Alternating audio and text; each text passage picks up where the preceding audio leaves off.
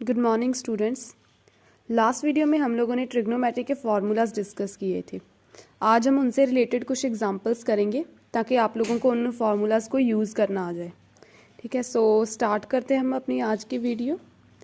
पहले हमारे पास फर्स्ट जो एग्जांपल है वो है if sin A is equals to 3/4 calculate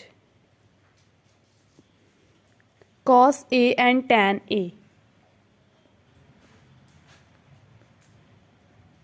पहले हम सिंपल्स जो एग्जांपल्स हैं उनसे स्टार्ट करते हैं, बाकी फिर हम करेंगे ना साथ साथ आगे आगे जैसे भी एडवांस करते जाएंगे। सो हमारे पास है sin A is equals to 3/4। इसमें हमें कैलकुलेट क्या करना है, cos A and tan A। अब हम इसे कैसे कैलकुलेट कर सकते हैं, जैसे कि ये देखिए, ये है sin A equals to 3/4।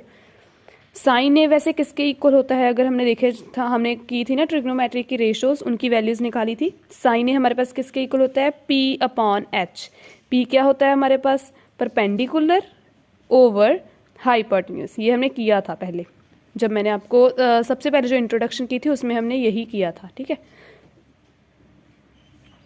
So sine A is equals to perpendicular over hypotenuse. और हमारे पास यहाँ क्या है, 3/4। अगर हम इन दोनों इक्वेशंस को, ये इक्वेशन नंबर 1 मान लो, ये 2 मान लो, इन दोनों को इक्वेट करेंगे, इक्वेटिंग 1 एंड 2 को जब इक्वेट करते हैं तो क्या आएगा हमारे पास, sine A is equals to 3/4 which is also equals to P/H। So इससे हमारे पास P की वैल्यू क्या आ गई, 3 एंड H की वैल्यू क्या आ गई, 4। और बाय पाइथागोरस थ्योरम तो हम लोगों को पता ही है। अगर हम उस थ्योरम को देखें तो उस क्या होती है वो theorem, H² is equals to P² plus B²। इसका क्या मतलब है, the square of the hypotenuse is equals to sum of the squares of the perpendicular and base of a triangle. So ये एक ट्रायंगल के ही लिए ही होती है ना। सो इसमें H जो है वो किसके इक्वल है, H² is equals to P² plus B²। इसमें अब P की वैल्यू क्या है, 3² एंड H की वैल्यू क्या है, 4²। और जो B की स्क्वायर है वो हम यहीं पे रहने देंगे। अब हमें इसमें से बेस निकालना है। ठीक है, सो क्या बन जाएगा, ये 4 4 16 is equals to 9 plus B² आ गया। अब ये आ जाएगा 9 इधर प्लस का, इधर आके माइनस हो जाएगा। 16 minus 9 is equals to B²। 16 minus 9 कितने हो गए, 7 is equals to B² and B हो गई हमारे पास √7 इज इक्वल्स टू B। ये वैल्यू निकल गई B की। तो हमारे पास P की वैल्यू भी है 3, B की वैल्यू भी है √7 एंड H की वैल्यू भी है हमारे पास 4।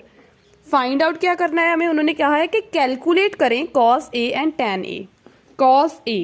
cos A किसके इक्वल होता है, B/H। ये हमने पहले की हुई है याद, सारी आपको याद करनी पड़ेंगी, उसी से होगी। इन्हें याद करने की मैंने आपको ट्रिक भी बताई थी। ठीक है, उसी से आप लोग याद कर सकते हो इसे, वही वाली पंडित बद्रीनाथ वाली ना। सो B/H आ जाएगा, B/H। B की वैल्यू कितनी है अब हमारे पास, √7 एंड H की वैल्यू कितनी है, 4। सो ये हमारे पास निकल गया, cos A की वैल्यू निकल गई इस तरह से। अब अगर हम फाइंड आउट करेंगे tan A की वैल्यू, tan A किसके इक्वल होता है, P/B के इक्वल। अब P कितनी है, 3 एंड B कितनी है, √7। सो इससे हमारे पास P/B की वैल्यू भी निकल जाएगी। बस इसी तरह से आप लोग ये वैल्यूज जो है वो फाइंड आउट कर सकते हो। अब हम नेक्स्ट क्वेश्चन करते हैं, उसमें भी हम इसी तरह से देखते हैं। हमारे पास दिया है secant theta is equals to 13/12 और फाइंड करने को कहा है उन्होंने all other trigonometric ratios. Find all other trigonometric ratios. इसका मतलब क्या है कि हमें सीकेंट थीटा की वैल्यू दी है, बाकी जितनी भी ट्रिग्नोमेट्रिक रेशियोज हैं वो हमें फाइंड आउट करनी है। ठीक है, so secant theta is equals to 13/12। Next find करना है ऑल अदर ट्रिग्नोमेट्रिक रेशियोज। बाकी की ट्रिग्नोमेट्रिक रेशियोज कौन कौन सी है, sine theta, cos theta, tan theta, cosecant theta and cot theta. ये एक हमें बताई हुई है, इससे हमें बाकी की फाइंड आउट करनी है, वो भी हम बिल्कुल इसी तरह से करेंगे। ठीक है, सो सीकेंट थीटा की वैल्यू है 13/12 और वैसे सीकेंट थीटा किसके इक्वल होता है, हमने किया था कि सीकेंट जो है वो कॉस का रेसिप्रोकल होता है, cos and secant are the reciprocals ना, ये रेसिप्रोकल्स होते हैं। So secant theta is equals to 1 over cos theta, and cos theta किसके इक्वल होता है, b ओवर h। सो ये क्या बन जाएगा हमारे पास, h over b। So this is equals to h over b। Secant theta की वैल्यू क्या होती है, h ओवर b, और वैसे किसके इक्वल है ये 13/12। सो इससे अगर हम देखें तो h की वैल्यू कितनी आ गई 13 और b की वैल्यू कितनी आ गई 12। फाइंड क्या करना है अब हमें, b, again by using Pythagoras theorem. Pythagoras theorem use करेंगे हम। मोस्टली जब हम ऐसे रेशोज की वैल्यूज निकालनी होती है ना, तो हम पाइथागोरस ही यूज करते हैं। आगे जाके आपको एंगल्स भी आएंगे, एंगल्स से भी आप फाइंड आउट कर सकते हो। अभी हम इनकी जो वैल्यूज दी हुई हम उन्हीं से सॉल्व करेंगे। ये सारी की सारी एक राइट एंगल ट्रायंगल्स के लिए ही होती हैं ज़्यादातर, तो क्योंकि हम इसमें एंगल्स जो है वो हमें दिए होते हैं ना। सो पाइथागोरस जो है वो सिर्फ राइट एंगल में लगती है। पाइथागोरस क्या दिया है हमें, h square equals to P square plus B square. अब h की वैल्यू कितनी है 13 का स्क्वायर, p का स्क्वायर हमें फाइंड करना है, b कितना है 12 का स्क्वायर। क्या बन जाएगा 13 13 जा 169 equals to P square plus 12 जा 144। ये 144 इधर आके माइनस हो जाएगा, इक्वल्स टू पी स्क्वायर, ये बन जाएगा हमारे पास 125 equals to P square, and p कितनी आ जाएगी हमारे पास 5। स्क्वायर उधर जाके रूट बनेगा, और रूट क्या होता है 25 का 5 होता है। सो ये हमारे पास आ गई वैल्यू ऑफ p। अब हमारे पास p भी है 5, b भी है 12 एंड h भी है, वो कितनी है 13। अब हमें बाकी की सारी ट्रिग्नोमेट्रिक रेशियोज की वैल्यू निकालनी है। पहले क्या होता है साइन थीटा। साइन थीटा किसके इक्वल होता है, p ओवर h। अब p की वैल्यू कितनी है 5, h की कितनी है 13, निकल गया। कॉस थीटा क्या होता है b ओवर h। अब b की वैल्यू कितनी है 12, h की कितनी है 13, वो भी हो गया। tan थीटा क्या होता है p ओवर b। अब p कितनी है 5, b कितनी है 12। वैल्यूज उसमें से देखी जाओ, पुट करी जाओ, p 5 है पुट कर दी, b 12 है पुट कर दी, tan थीटा की वैल्यू निकल गई। उसके बाद आ गया सीकेंट दिया हुआ था, कोसीकेंट निकाल लेते हैं। कोसीकेंट थीटा क्या होता है h ओवर p, क्योंकि वो साइन का रेसिप्रोकल होता है। सो क्या हो जाएगा वो, h की वैल्यू कितनी है 13, p की कितनी है 5, वो भी निकल गया। अब अगर हमें कॉट थीटा निकालना है, वो किसका उल्टा होता है tan थीटा का, मतलब b ओवर p आ जाएगा। b कितना है 12 एंड p कितना है 5। सो ये हमारे पास सारी की सारी ट्रिग्नोमेट्रिक रेशियोज निकल गई। ये सारे के सारे जो ऐसे सम्स होते हैं ना, ये इजी होते हैं, और मोस्टली आप लोगों को 2 मार्क्स में आ जाते हैं ये, जो हम पाइथागोरस यूज करके ऐसे रेशियोज फाइंड आउट करते हैं। ठीक है, सो ये हो गए हमारे सम्स। नेक्स्ट जो सम है वो है हमारे पास थर्ड सम, वो थोड़ा और टाइप का होगा, वो भी मैं बताती हूँ आपको कैसे करना है। उसमें है if cot a is equals to 7/8। हमारे पास कॉट a की वैल्यू दी है उन्होंने 7/8, और हमें इवेल्युएट करने को कहा है, evaluate 1 plus sine a into 1 minus sine a over 1 plus cos a into 1 minus cos a। ये हमारे पास एग्जाम्पल दी हुई है इन्होंने, हमें इन्हें सॉल्व करना है। कॉट a की वैल्यू दी है 7/8, इवेल्युएट क्या करना है 1 plus sine a and 1 minus sine a over 1 plus cos a into 1 minus cos a। कैसे करेंगे, पहले तो इसमें साइन है। अब आप लोग अगर देखेंगे तो इसमें क्या वैल्यू दी हुई है, हमें साइन दिया हुआ है। इसे करने के भी 2 तरीके होंगे हमारे पास, दोनों तरीके मैं आपको बता देती हूँ। पहले क्या है, हम कॉट a से साइन और कॉस की वैल्यूज निकाल लेते हैं। बिल्कुल वैसे ही कॉट a किसके इक्वल हो गया 7/8, ये हो गया b ओवर p। पाइथागोरस लगाएंगे और हम इससे h की वैल्यू निकालेंगे। h square is equal to p square plus b square. p का स्क्वायर मतलब 8 का स्क्वायर, b का स्क्वायर मतलब 7 का स्क्वायर, कितना हो जाएगा 64 plus 49 and this is h square. ये कितना हो जाएगा, अगर हम इसको प्लस करेंगे तो 64 प्लस 49, ये बन जाएगा h square is equals to 3113। So h आ गया हमारे पास √113। अब p, h और b तीनों वैल्यूज निकल गई हैं, यहाँ पे लिख लेते हैं। p आ गया हमारे पास 8, b हो गया 7 एंड h हो गया √113। साइन थीटा किसके इक्वल होता है? p by H. उससे ये क्या बन जाएगा? 8 बाई √113। एंड जो कॉस थीटा होता है वो किसके इक्वल होता है?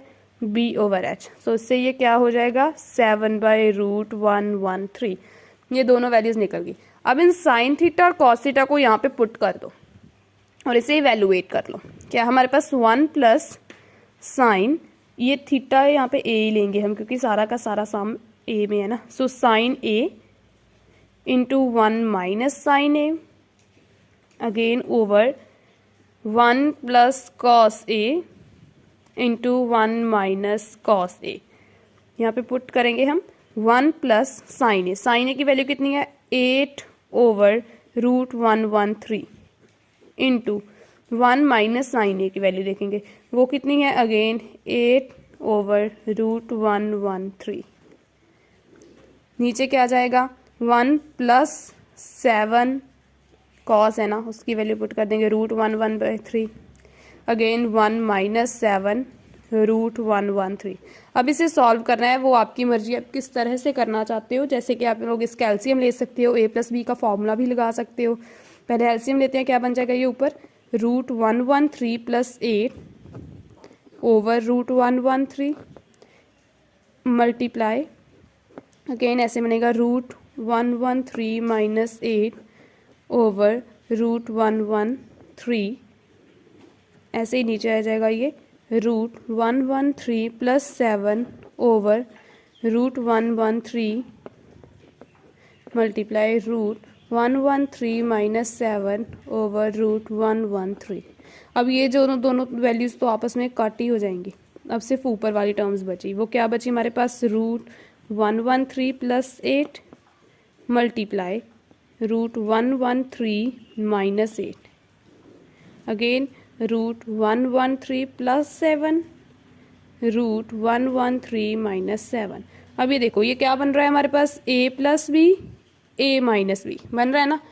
a प्लस बी और a माइनस बी दोनों सेम सेम वैल्यूज़ है। यहाँ पे भी ऐसे ही a प्लस बी और a माइनस बी। सो हमने फॉर्मूलाज किए हुए हैं। a plus B into a minus B किसके इक्वल होता है? a square minus b square. So हम इसको क्या लिख सकते हैं? a स्क्वायर मतलब √113 का स्क्वायर माइनस 8 का स्क्वायर। ऐसे ही नीचे भी यही बन जाएगा √113 का स्क्वायर माइनस 7 का स्क्वायर। क्या बन जाएगा ये? 113, क्योंकि स्क्वायर के साथ रूट जो है वो कैंसिल हो जाता है। And minus 64 whole over 113 minus 49। अब अगर आप इसको सॉल्व करोगे तो क्या बनेगा? 49 over 64। This is the answer, 49 over 64। ये था एक वे। इससे सॉल्व करने का एक और वे है, वो भी मैं बता ही देती हूँ आप लोगों को। यहीं पे बता देती हूँ, वो इजी है, इतना डिफिकल्ट नहीं होगा। यहाँ पे देखो 1 plus sine A into 1 minus sine A over 1 plus cos A into 1 minus cos A. आप इस पे ही लगा दो a square minus B square का formula. a plus B a minus B same terms ही तो है। क्या बन जाएगा ये? 1 square minus sine square A over 1 square minus cos square A. अब हमने ये फॉर्मूलाज किए हुए हैं, ठीक है, 1 माइनस साइन स्क्वायर ए और ओवर 1 माइनस कॉस स्क्वायर ए का किया था ना हमने, कि साइन स्क्वायर ए प्लस कॉस स्क्वायर ए जो होता है वो 1 के इक्वल होता है। अब अगर हम कॉस स्क्वायर को उधर माइनस कर देंगे तो वो क्या बन जाएगा? Sine square is equal to 1 minus cos square A. और अगर कॉस स्क्वायर इधर रख ले, साइन स्क्वायर को माइनस कर दो तो वो ये बन जाएगा 1 minus sine square is equal to cos square A. So बस यहाँ पे वैल्यूज पुट कर दो। 1 माइनस साइन स्क्वायर ए किसके इक्वल है? कॉस स्क्वायर ए के। 1 माइनस कॉस स्क्वायर ए किसके इक्वल है? साइन स्क्वायर ए के। अब ये क्या बन जाएगा? इसको और क्या लिख सकते हैं हम? Cos a over sine a का whole square. And cos over sine किसके इक्वल होता है? कॉट ए के इक्वल। कॉट ए का स्क्वायर हो गया, और कॉट ए की वैल्यू में पहले दी हुई है, वो कितनी है? 7/8। अगेन पुट कर दो, 7/8 का स्क्वायर कितना बन जाएगा? वो 49 ओवर 64। यही आंसर हमने नीचे निकाला है, यही वहीं पे निकल गया। सो ये दो वेज हैं, आप दोनों तरीके से फाइंड कर सकते हो। पहला वाला वे वैसे ज़्यादा यूज़ किया जाएगा आप लोगों को, क्योंकि जब यहाँ से मैंने ये सम करवाया, आपको 10th की बुक है वो CBSE NCERT की बुक, वहाँ पे इस वे से करवाते हैं। क्योंकि ये जो फॉर्मूलाज है ये आपको नेक्स्ट एक्सरसाइज में वो समझाएंगे और फिर ये सम इस तरीके से हो सकता है। सो हम इसको दोनों तरह से निकाल सकते हैं, ठीक है। अब जो नेक्स्ट सम है फोर्थ, वो थोड़ा और टाइप का आ गया। इसमें क्या होगा कि आप लोगों को वैल्यूज पुट करनी होगी। जैसे कि हमारे पास जो पहला सम है वो है 2 tan square 45 degree plus cos square 30 degree minus sine square 60 degree. अब इसके लिए आप लोगों को वैल्यूज पता होनी चाहिए। हमने वो टेबल किया था ना एक, tan 45 की वैल्यू, ऐसे ही cos 30 की, साइन 60 की, उसी से हम वो जो वैल्यूज निकाली थे वो यहाँ पे पुट करेंगे, ठीक है। पहले क्या है 2 tan स्क्वायर 45 है ना, सो पहले tan 45 की वैल्यू है उसको हम tan स्क्वायर करेंगे। tan 45 की वैल्यू कितनी होती है 1, tan 45 डिग्री की वैल्यू 1 होती है। cos 30 डिग्री की वैल्यू कितनी होती है 0। साइन से किया था ना, हम साइन से ही निकालेंगे। जितनी वैल्यू साइन 60 की होगी उतनी cos 30 की, क्योंकि वो रेसिप्रोकल होता है, ठीक है ना। सो साइन 60 की कितनी होती है √3/2। सो इसी तरह से cos 30 की भी वही हो जाएगी, साइन 60 की भी यही होती है। साइन की वैल्यूज आप लिख सकते हो जैसे कि 0, 1/2, फिर 1/√2, देन √3/2 एंड 1। ये सारी साइन की वैल्यूज है। ये 0 डिग्री पे, ये 30 डिग्री पे, ये 45 डिग्री पे, ये 60 डिग्री पे एंड ये 90 डिग्री पे। इसी से बाकी सारी निकल जाएंगी, ठीक है ना। तो ये 0 डिग्री, 30 डिग्री, 45 डिग्री, 60 डिग्री या 90 डिग्री से हो गई। ये वैल्यूज लिखते हैं। अब ये यहाँ पे पुट करनी है हमें बस, और कुछ नहीं है। 2 tan स्क्वायर 45 डिग्री, tan 45 की वैल्यू कितनी होती है 1, यहाँ पे पुट करेंगे 1 का square plus cos square 30, cos 30 की वैल्यू कितनी होती है √3/2। सो यहाँ पे क्या लिख देंगे हम √3/2 का square minus sine square 60, sine square इसमें भी क्या वैल्यू बनेगी वही बनेगी √30/2 कितनी आ गई √3/2 का स्क्वायर। साइन 60 की वैल्यू यही होती है। तो बस अब इसे सॉल्व कर दोगे, क्या बन जाएगा ये 2 × 1 प्लस, अब ये देखो ये प्लस का है सारा का सारा √3/2 स्क्वायर, ये माइनस का, ये पूरी की पूरी टर्म आपस में कैंसिल हो सकती है, आपस में आगे लिखने का कोई ज़रूरत ही नहीं है। सो आंसर क्या आ गया इसका 2। ये हो गया हमारा सम। ऐसे ही एक और सम है वो भी बता देती हूँ मैं आपको। वो है हमारे पास 5th सम आ जाएगा 5 cos square 60 degree plus 4 secant square 30 degree minus tan square 45 degree sine square 30 degree plus cos square 30 degree. अब इसके लिए हमें ये सारी वैल्यूज पता होनी चाहिए। अगर वो पता होंगी तो हम सम सॉल्व कर सकते हैं। पहले cos 60 की वैल्यू कितनी होती है जितनी साइन 30 की होती है, मतलब 1/2, ठीक है। ये हो गया हमारे पास cos 60 डिग्री। उसके बाद है secant 30 degree. secant 30 degree, secant किसका रेसिप्रोकल होता है cos का। cos 30 की वैल्यू कितनी लिखी थी √3/2, तो secant 30 डिग्री की कितनी हो जाएगी 2/√3। ऐसे मैंने कोई वैल्यूज याद नहीं की हुई, सिर्फ साइन की याद की है, उसी से मैं आगे आगे निकाल सकती हूँ। इसीलिए मैं कहती हूँ कि याद मत करो, सिर्फ उसको याद करने का जो ट्रिक है, जो हमने देखा है कि हम किस तरह से उसे याद रख सकते हैं, वो चीज़ देखो। अब tan 45 की वो तो 1 ही होती है, ये पता चल ही जाता है, मतलब मोस्टली आप लोगों के टिप्स पे आ जाती हैं जब जितनी आप प्रैक्टिस करोगे। Sine 30 1/2 and cos 30 √3/2। अब ये वैल्यूज यहाँ पे हम पुट करेंगे। क्या है हमारे पास 5 cos स्क्वायर 60 डिग्री, cos 60 की वैल्यू कितनी है 1/2, क्या आ जाएगा ये 1/2 का square plus 4 secant square 30, secant 30 की वैल्यू कितनी है 2/√3 का आ जाएगा ये स्क्वायर माइनस tan 45 1 का स्क्वायर होल के नीचे क्या आ जाएगा साइन 30, साइन 30 कितना है 1/2 का स्क्वायर प्लस cos 30 की वैल्यू कितनी है √3/2 का स्क्वायर।